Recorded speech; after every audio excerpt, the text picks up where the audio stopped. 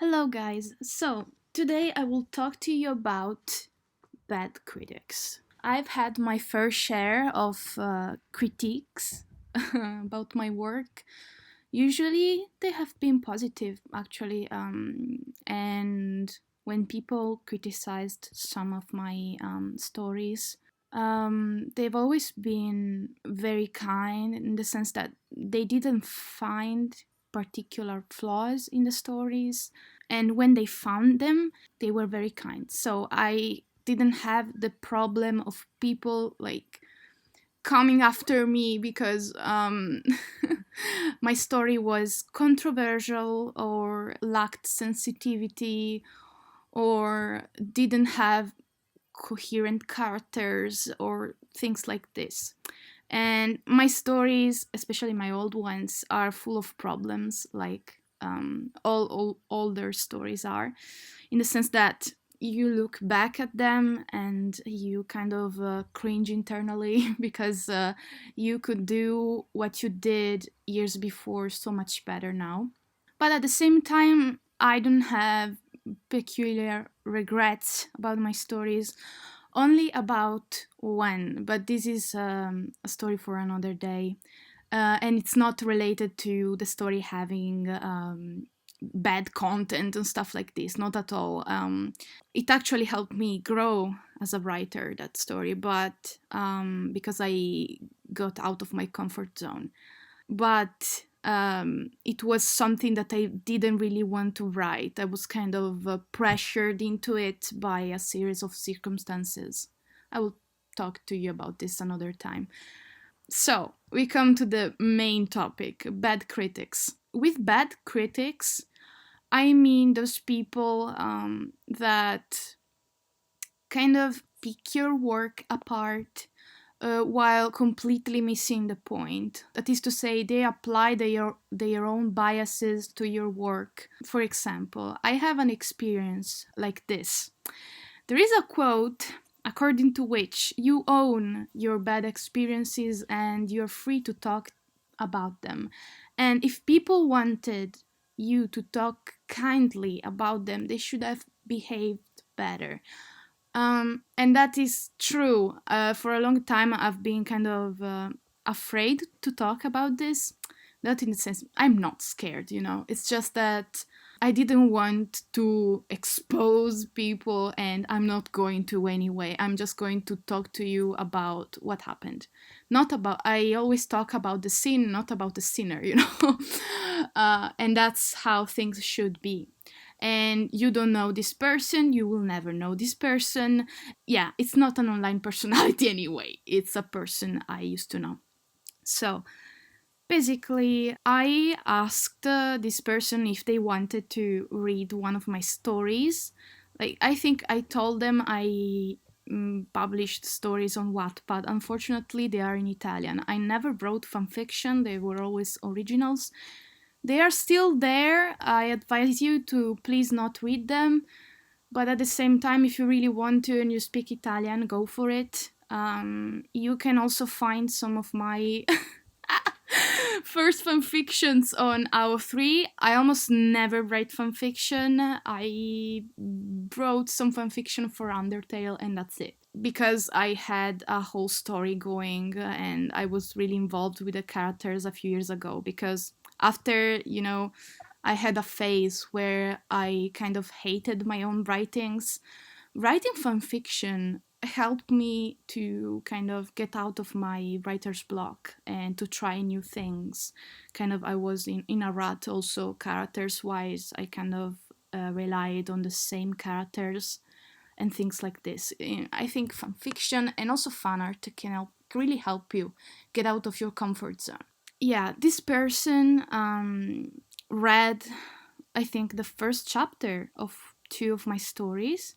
And one of these stories actually is I completely rewrote it again. I think I wrote it 4 times, five with this time, and I turned it into a comic. So this story now is my comic, The Source, that you can read on Webtoon.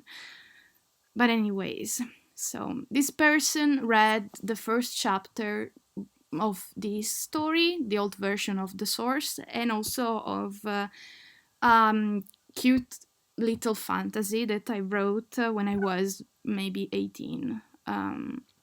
And it was called The Dragon's Nest.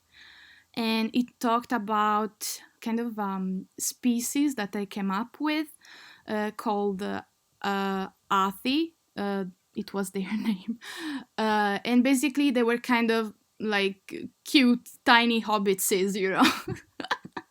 I think I was inspired by many things. I was inspired by, of course, hobbitses. I was inspired by all dragon knights stories out there.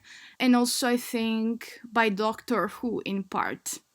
This is because I had kind of a reference inside the story where these little creatures had two hearts, like the Doctor. And so yeah, it was kind of a reference. It's not but I actually turned it into an element of the story, so I couldn't take it away. It became a plot point, actually. So this person read the first chapter of this story of the old version of the source, and basically this person destroyed my stories, and they only read the first chapter. Yeah, it's this kind of person. Basically, as if you could understand everything of a story from the first chapter. I actually like to talk about the tropes and subvert them in a story if I can. The first thing this person said was, I don't like this kind of fantasy, but, and then they proceeded to like destroy, completely pick everything apart. They treated the Dragon's Nest as if it were um, an epic fantasy story which couldn't be further from the truth. Like, it was a story about this kid who became friends with a dragon and who was also kind of tiny dragon. So this kid had to take care of the dragon, and there was a whole story. I'm not going to go into details, but they became friends. It was a friendship story mostly, and there was a bigger plot with kind of high stakes behind all this, because this dragon was the last of his kind. And it was also a story about how your family is something you choose, not something that you are stuck with. What I mean by this is that um, the people you have a blood link with sometimes are not your true family, and you need to find it outside your home. So yeah, it was a story about this topic, and this person was talking about Game of Thrones and about how this was not epic, and the moments where it was epic then kind of immediately fell apart. Like, I never intended this to be an epic fantasy. So they completely misunderstood the story, and the thing that they told me was to stop writing, which is something that you should never tell anyone. I critiqued both other people and I critique myself. I'm my harshest critic because I always find flaws in my works. I try to fix them at the maximum of my capabilities at the time, you know. I asked this person to please tell me how to improve. It's not like I shut them down completely, you know? I was like, how can I fix this? Can I make the story better? Please tell me. I really want to get better. And the answer this person gave me was to stop writing, and that writing is not for everyone, which is something I wouldn't tell to anyone. I have never said this to anyone, and I've read my fair share of not so good stories. But since I feel like there is a heart in these stories, I would never tell them to stop writing, because writing is something you also do to feel better, to kind of as a self-care thing. It's not only to be published and to gain money from art. Of course, you need to eat and all these things, of course, but at the same time, you also need to write. Like, as I said in my latest video, you're not going to stop writing just because you don't get published. It's something you are going to do anyways.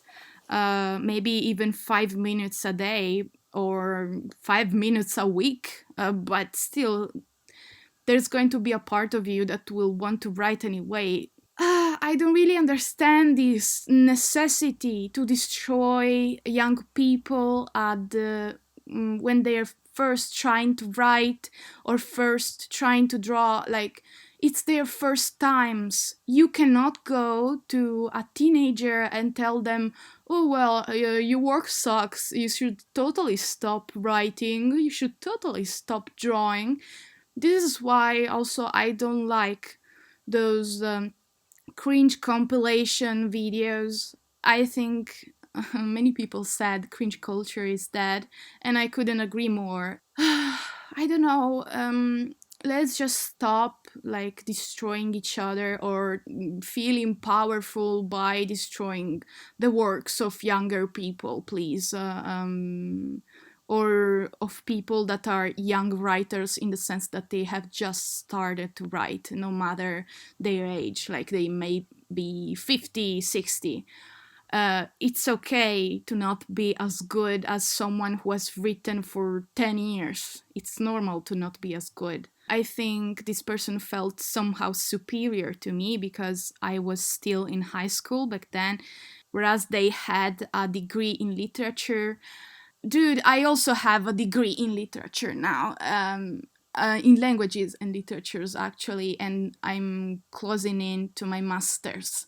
So it's not like I don't know what I'm talking about, you know? And however, I don't use what I know to push other people down, actually. I like to talk about what I know with other people so that they learn something new. And I think knowledge is for everyone. It's not for you to use to push other people down. That's the worst use of knowledge that there is out there. And it's just complete lack of empathy and of comprehension.